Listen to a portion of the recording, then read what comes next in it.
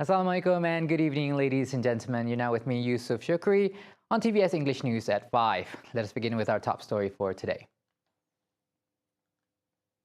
The industrial microalgae production facility Chitose Carbon Capture Central Sarawak will be able to produce about 45 tons of the sustainable aviation fuel SAF that can be utilized for all aircraft in the world.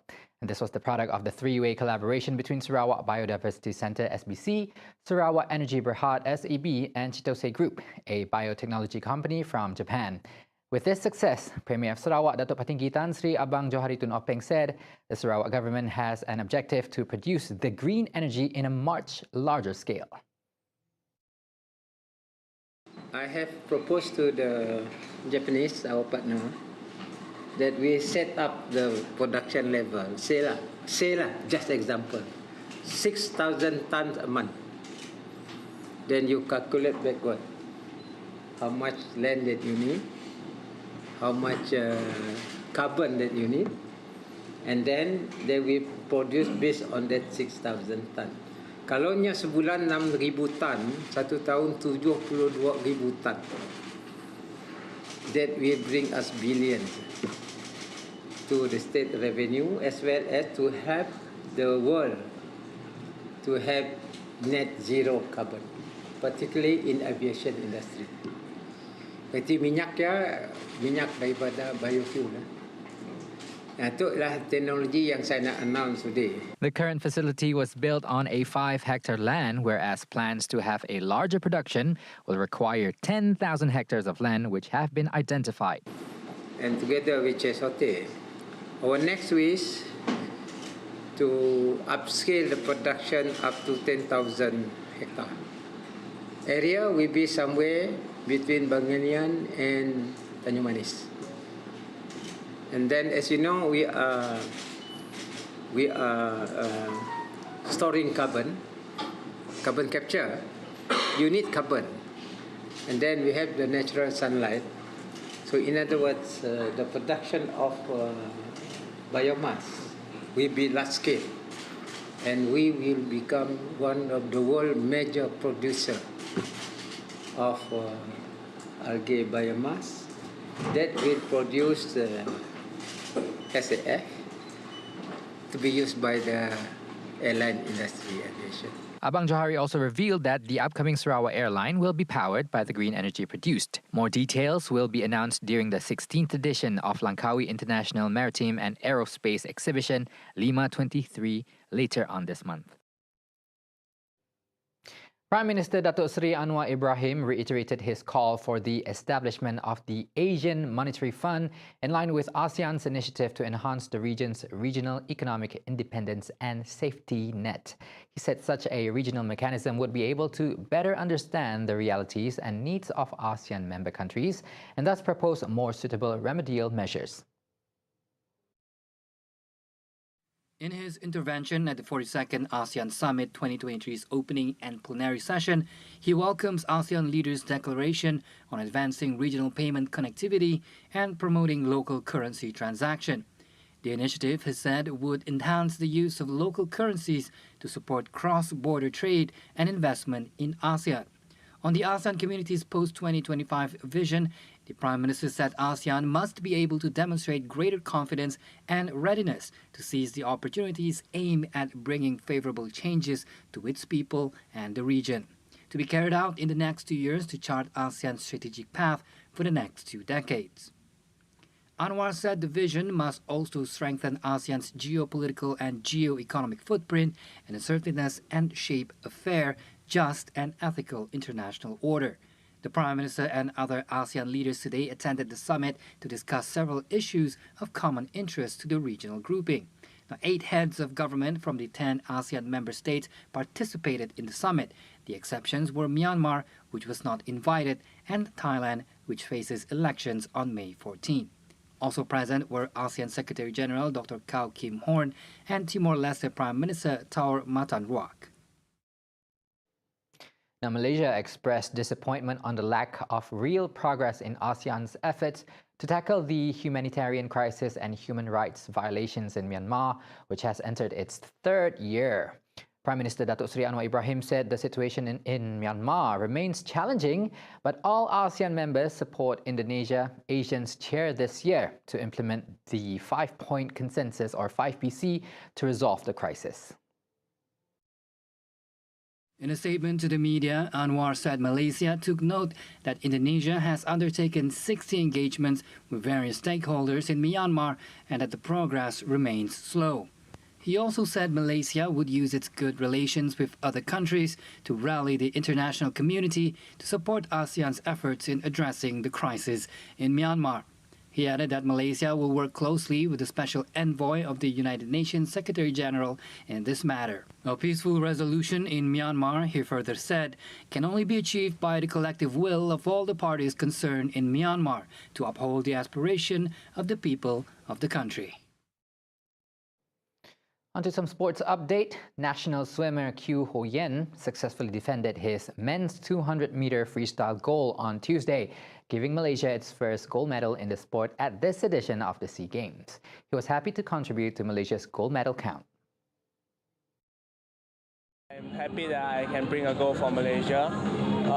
It wasn't the best time for me, but I will take it since it's the first goal for swimming. So I hope that there's more and more to go. The 20-year-old swimmer defended the gold medal he won at the Southeast Asian Games in Hanoi, Vietnam last year, with a time of 1 minute and 48.91 seconds, ahead of Thailand's Duliwat Khairstriong with 1 minute and 49.29 seconds, and Vietnam's Nguyen Huy Hoang with 1 minute and 49.31 seconds. The other Malaysian swimmer in the final, Arvind Sean Singh Chahal, finished last with a time of 1 minute and 52.24 seconds. Meanwhile, national swimmer Phi Jing En settled with silver in the 100 meters women breaststroke after finishing with a time of 1 minute 9.60 seconds behind defending champion Letitia Sim of Singapore, who set a new championship record of 1 minute 7.94 seconds in the finals today. Fellow Singaporean Christy Chu bagged bronze. The national contingent's quest for gold is building up on yesterday's momentum. In a commendable effort, they were able to secure 5 gold medals so far on Wednesday. Malaysia remains at 7th place in the overall standings with a current tally of 20 gold medals, 16 silver and 39 bronze. Silat exponent Nur Shakira Muxin clinched Malaysia's first gold medal for the day and 16 overall gold and women's below 45 kilograms category. Another Silat exponent Nur Farah Mazlan won the 17 gold medal in the 40 to 50 kilogram putri category. And another martial arts competition, wushu athlete Tan Cheong Min snagged Malaysia's 18 gold medal in the women's Nan Quan event. Meanwhile, young diver Lee Yat won Malaysia's 19 gold in the women's platform event. Over in the Silat Putra 60 to 65 kilogram category, Muhammad Izul Irfan Marzuki bagged the 20th gold medal for Malaysia, bringing the total to 20 gold medals so far. Thailand remains in the lead with 41 gold, 30 silver and 50 bronze, with Vietnam and host Cambodia hot on their heels in the 2nd and 3rd place. Indonesia and the Philippines are placed 4th and 5th respectively, while Singapore in 6th. Myanmar and Laos are 8th and 9th, while Brunei and Timor-Leste bring up the rear.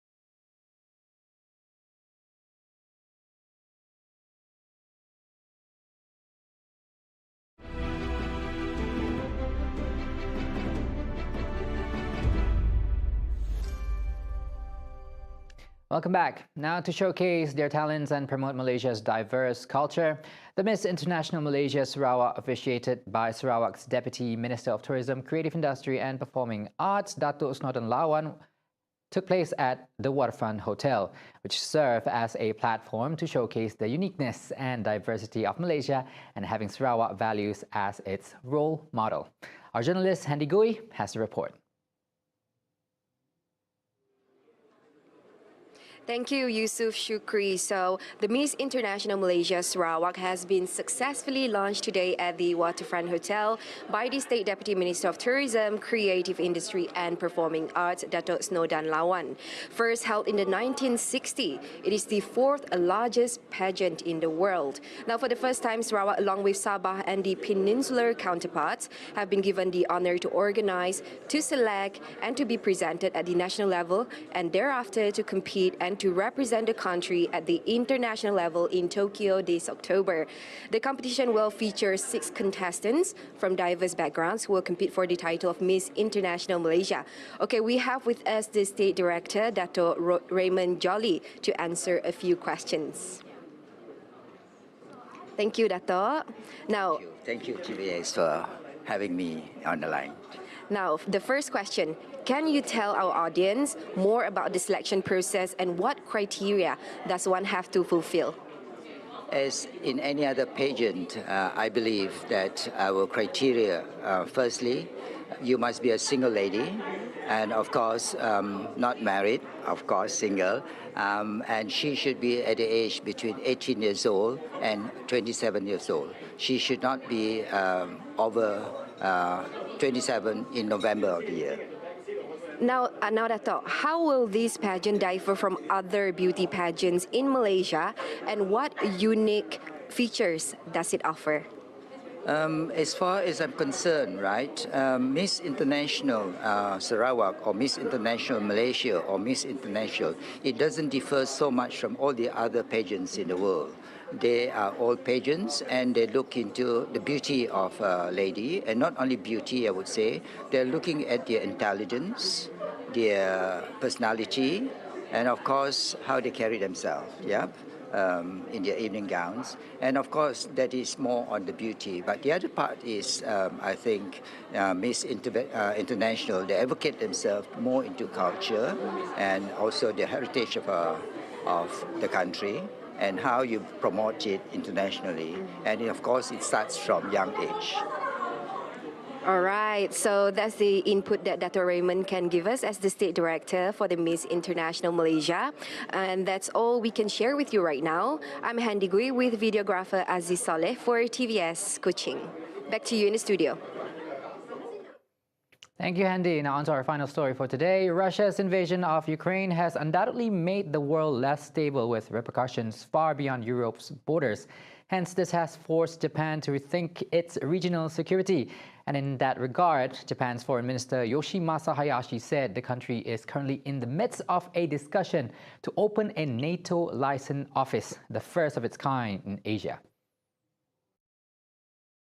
Furthermore, Hayashi pointed out that cooperation between East Asia and NATO has become increasingly important. Citing an unnamed Japanese and NATO officials, the Nikkei Asia first reported plans to open the office in Japan last Wednesday.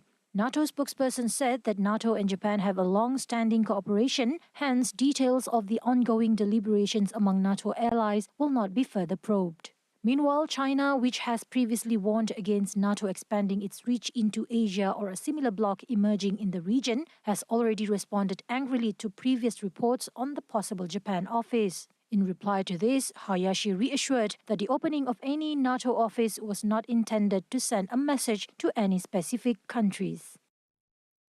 And that's all the time we have for today's English TVS News at 5. I'm Yusuf Shukri. Thank you for watching and Assalamualaikum.